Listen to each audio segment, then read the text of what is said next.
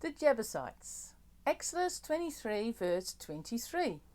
My angel will go ahead of you and bring you into the land of the Amorites, the Hittites, the Perizzites, the Canaanites, the Hivites, and the last one, the Jebusites.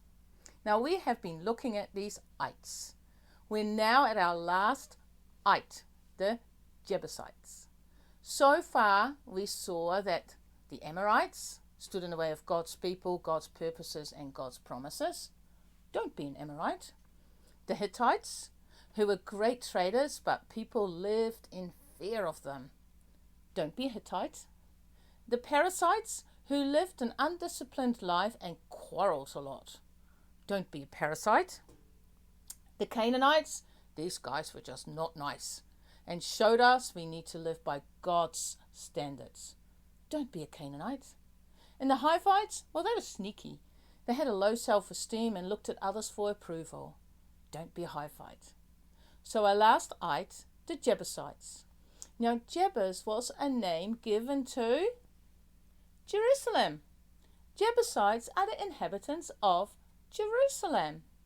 At one point in Judges, the men of Judah burned the city, but the Jebusites regained control, at least until the attack by David.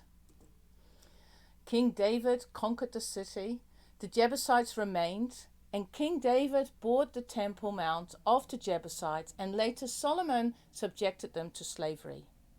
Now in John 15 verse 63, Judah could not dislodge the Jebusites who were living in Jerusalem. To this day, the Jebusites live there with the people of Judah.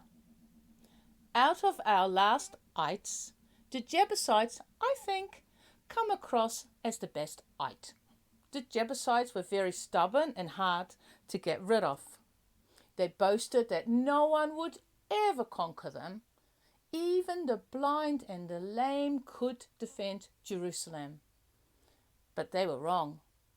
In the end, King David got a word from God how to do it. They went through a water tunnel.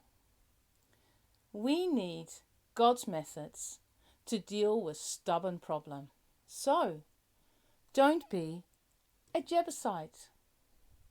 I've really enjoyed this little bit of research about the ites, and I hope you did too. Blessings and have an awesome week.